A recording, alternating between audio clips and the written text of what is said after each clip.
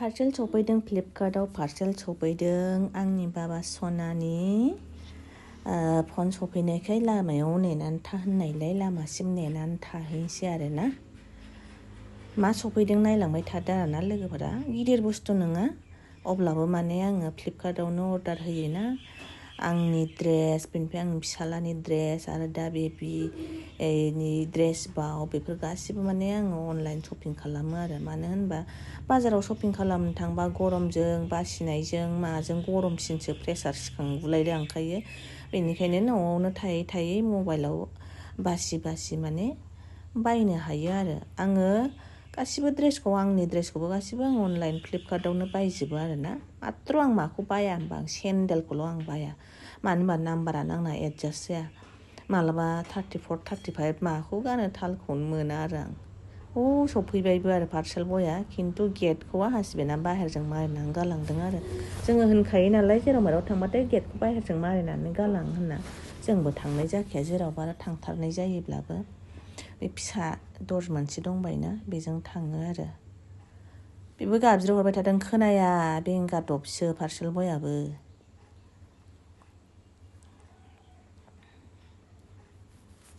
माबायदि सफैदों नायथारनोसै आरो। फ्लिपकार्टनिफ्राय मोजाङानो सफैबाय आरो ना बुस्थुआ। आं जेखौ अर्डार होदों बेनो सफैदों। नायनोसै होनबाबो अपेन खालामनानै फैदो आरो ना लोगोफोर नोंसोरबो आंजों नायफायनो। मा खालामनो आरो दा फेसबुक सालायो, इउटुब सालायो। ओमफ्राय माखौथो होनो आरो ना जों न'आव थायै थायै दा माने उन्दै गोरलैजों ओरैनो टाइम पास बेखौनो जानला मानलाखौनो भिडिअ खालामलाबायनानै होआबालाय माखौथो होबावनो आरो ना।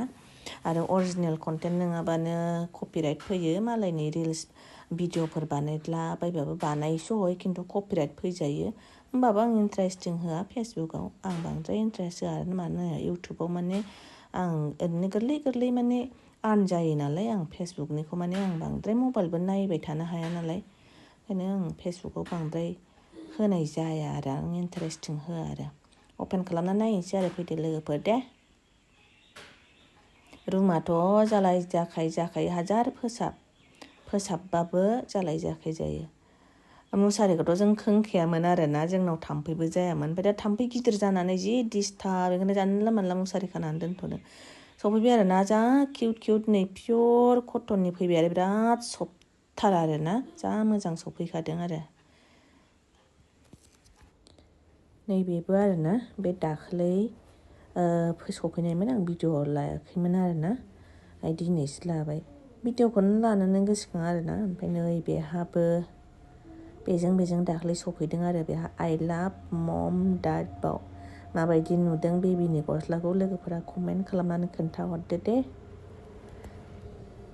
मोजां नुदोंना गाज्रि नुदों खोन्थाहरदो आरो दिनै फैबावबाय। आरो शपिं खालामनाय दंबायो गाबोनफोर सफैबावनो हागौदां आरो। नायलांदो आरो दे लोगोफ्राबो आरो मोनसे लाइक कमेन्ट होलांदो आरो दे अननानै लोगोफोर। दे बाय बाय।